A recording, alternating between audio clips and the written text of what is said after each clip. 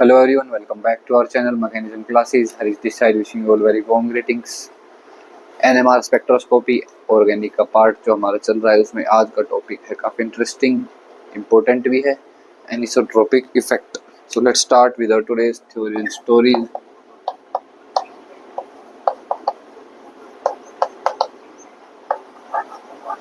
इसकी जो बेसिक ना शुरुआत होती है वो होती है जब हम पढ़ रहे होते हैं फैक्टर्स अफेक्टिंग केमिकल शिफ्ट के बारे में. केमिकल शिफ्ट को हम गामा से डिनोट करते हैं. तो उसमें एक इफेक्ट आता है फील्ड इफेक्ट, दूसरा जो type of hybridization affecting chemical shift के बारे में.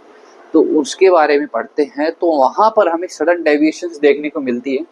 होता क्या है ना, दरअसल जीओसी के अकॉर्डिंग जो केमिकल शिफ्ट की वैल्यूज आ रही होती है वो एक्सपेरिमेंटल डाटा से मैच नहीं करती है. एक्सपेरिमेंटल डाटा से मैच नहीं करती है. जो सडन डेविएशन आ रहा था भाई एक्सपेरिमेंटल डाटा से मैच नहीं कर रही, तो कुछ तो उनका रिजल्ट आ रहा होगा ना. उस रिजल्ट का जो अनमैच था एक्सपेरिमेंटल डाटा से, उस डेविएशन को एक्सप्लेन करने के लिए हमें किसको लाना पड़ा? एनिसोट्रोपिक इफेक्ट को. प्रॉब्लम आई जीओसी मतलब जनरल ऑर्गेनिक केमिस्ट्री की मैं बात कर रहा हूँ. जीओसी के अकॉर्डिंग केमिकल शिफ्ट की वैल्यू एक्सपेरिमेंट डाटा से मैच नहीं कर रही थी और सडन डेविएशन जो आ रहा था उसको एक्सप्लेन करने के लिए एनिसोट्रोपिक इफेक्ट आता है. बोलो यहाँ तक बात क्लियर है क्या? क्यों एनिसोट्रोपिक इफेक्ट इंट्रोड्यूस हुआ? सो let's start by very simple, very easy.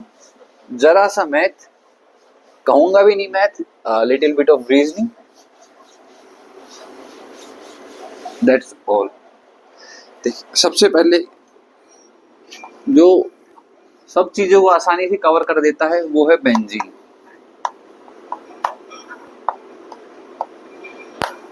Benzene का जरा मैं स्ट्रक्चर ड्रॉ करता हूं.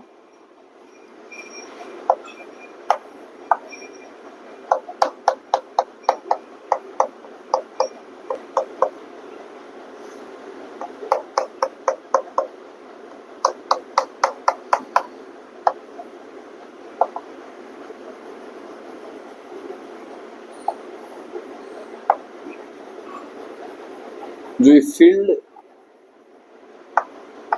पाई बॉन्ड्स में बना रहा हूं. अच्छा, वेज और डैश का कंसेप्ट तो पता है ना.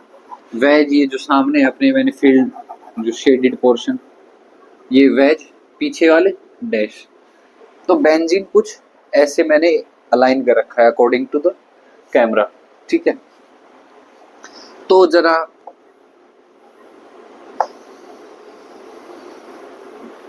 पाई इलेक्ट्रॉन्स भी ड्रॉ कर दूं.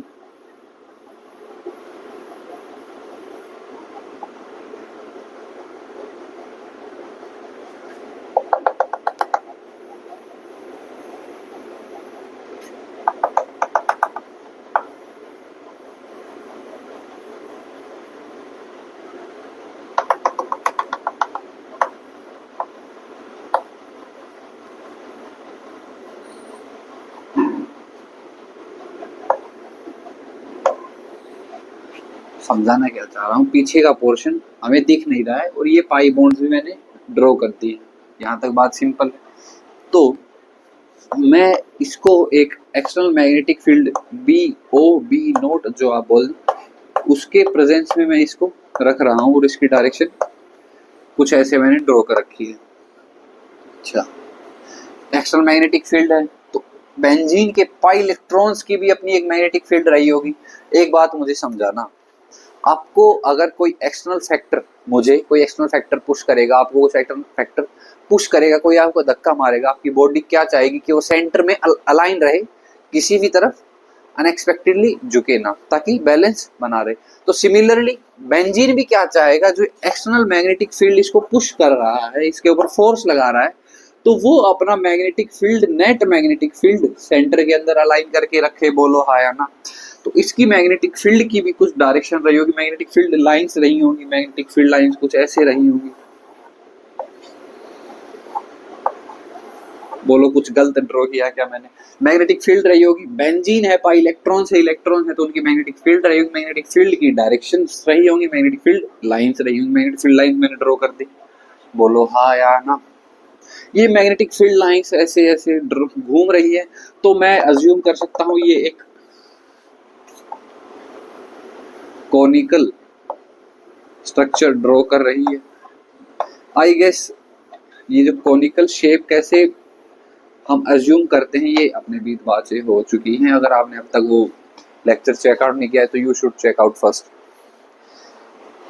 बोलो यहाँ तक बातें ठीक है? एक्सटर्नल मैग्नेटिक फील्ड है, वो अपने आप को सेंट्रल के अंदर अलाइन करके रखेगी बेंजीन की नेट मैग्नेटिक फील्ड। तो इनसाइड द कोन मैं बात करूं बी इफेक्टिव कितना होगा, बड़े में से छोटा घटा दो, बी नोट माइनस बी पाई। कुछ और बताऊं? आउटसाइड का पूछ ले तो आउटसाइड का देखना, बी इफेक्टिव क्या लिख दूं? आउटसाइड का बोले तो आउटसाइड का कौन, यहां पर मैं निकाल लूं, छोड़ो इसको छोड़ो। एक बात बताओ मुझे, शील्डिंग और डी शील्डिंग की शील्डिंग कब होगी, अंदर या बाहर? शील्डिंग कब होगी, अंदर या बाहर? मैं बेझिझक लिख दूं, शील्डिंग हमेशा इनसाइड होगी। जहां चीजें अनएक्सपेक्टेडली ऊपर नीचे होने लगी, जहाँ चीजों में बदलाव आने लगेगा, वहीं तो हम रुकावट पैदा करेंगे, वहीं तो हम अपनी शील्डिंग करेंगे, ताकि अनएक्सपेक्टेडली जो रुकावटें आ रही हो ना हो। तो शील्डिंग इनसाइड होगी हमेशा। बोलो भाई, इतनी बात क्लियर है क्या? और डी शील्डिंग कहाँ होगी?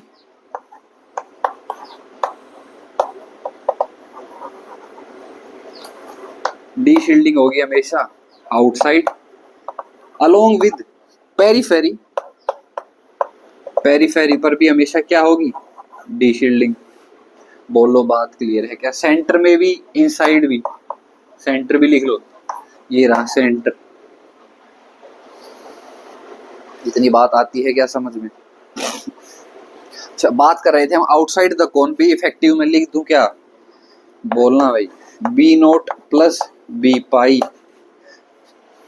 आउटसाइड कुछ नहीं है, तो मुझे विदाउट एनी एक्स्ट्रा थिंकिंग मुझे दोनों को ऐड ही करना पड़ेगा। That's a basic understanding.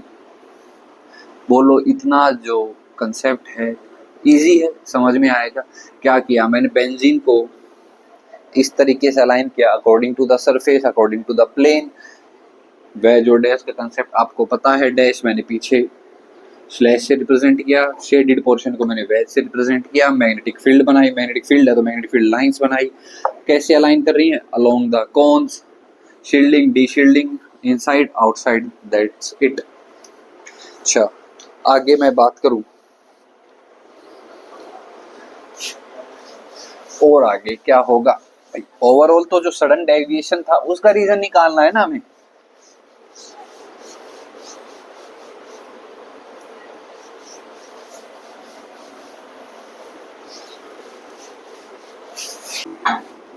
कुछ पॉइंट लिखवाना शुरू करता हूँ, वो याद रखेंगे, which will be very good, very enough for our questions. सबसे पहला पॉइंट मैं बात करूं, ये एनिसोट्रोपिक इफेक्ट, ये इफेक्ट डायरेक्टली अटैच्ड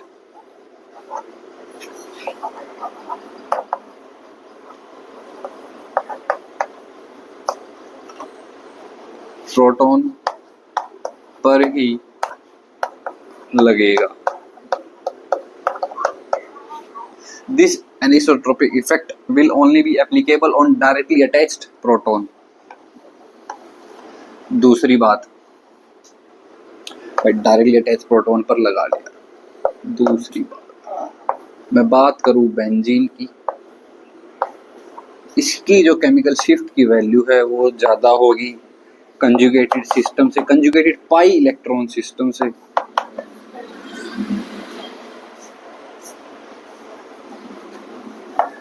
इससे कंजुगेटेड पाई इलेक्ट्रॉन सिस्टम से, एंड एट लास्ट ये किससे ज्यादा होगी, पाई इलेक्ट्रॉन सिस्टम से, जहां पर कंजुगेशन प्रेजेंट नहीं होगी। बोलो ये बात क्लियर है क्या? यहाँ पर एक और एडिशनल बात रखना याद, ये जनरल बात है, ये आपको मेरे को हमेशा पता रहती है, सब बता सकते हैं इस बात को, लेकिन यहाँ पर इंपॉर्टेंट डालकर लिखना। अगर मैं एल्डिहाइड पर स्विच करने जाता हूँ, C double bond O H के ऊपर, किसकी बात कर रहा हूं मैं, एल्डिहाइड की। एल्डिहाइड की जब बात हो रही है तो इसकी केमिकल शिफ्ट की जो वैल्यू है वो इससे भी ज्यादा होती है। किससे?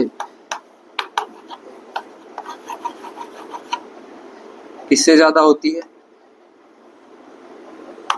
बेंजीन से। मैंने कहा था एक बार बेंजीन का समझ में आ जाएगा भाई, रेजोनेंस से रिलेट कर पा रहे हैं ना, कंजुगेटेड हमने पढ़ के आए पीछे जीओसी में। देखो एक बात हमेशा याद रखना, एनएमआर के अंदर सबसे पहले हमें जीओसी कभी नहीं लगानी है। जीओसी एप्लीकेबल अगर एनएमआर में है तो वो है हमारी लास्ट ऑप्शन। सबसे पहले हमें फील्ड इफेक्ट से शुरू करनी है, वो बातें भी हम अलग लेक्चर में करेंगे। बस एक पॉइंट बता रहा हूँ कि जीओसी हमें एनएमआर में नहीं लगानी है, that is the last option. जब सब कुछ बंद हो जाए, सब रास्ते बंद हो जाए एनएमआर के अंदर, तो हमें जीओसी लगानी है। तो back to our point, conjugated pi system को हम रेजोनेंस से रिलेट कर पा रहे हैं।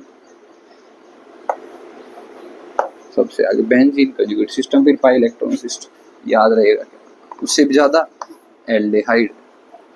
भाई ये डाटा पता है किसके अकॉर्डिंग आता है? ये आता है एक्सपेरिमेंटल डाटाज के अकॉर्डिंग। जैसे देखो मैंने इनके डाटाज लिखे हुए हैं, वो बताता हूँ।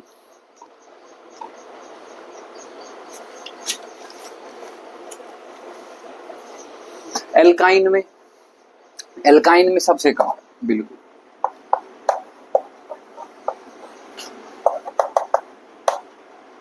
इसकी वैल्यू देखने दो एक मिनट, अप्रोक्स 2.0 ppm। चलो इनकी जो डाटा है वो मैं आपको स्क्रीन पर अवेलेबल कर दे रहा हूँ, आपको स्क्रीन पर नजर आ रही होंगी इनकी केमिकल शिफ्ट की डाटा।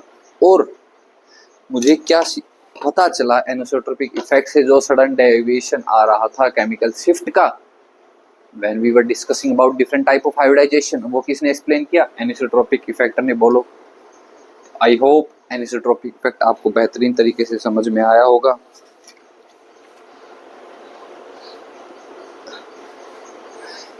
इंपॉर्टेंट पॉइंट मैंने बता दिया था। रिंग के अंदर, बिल्कुल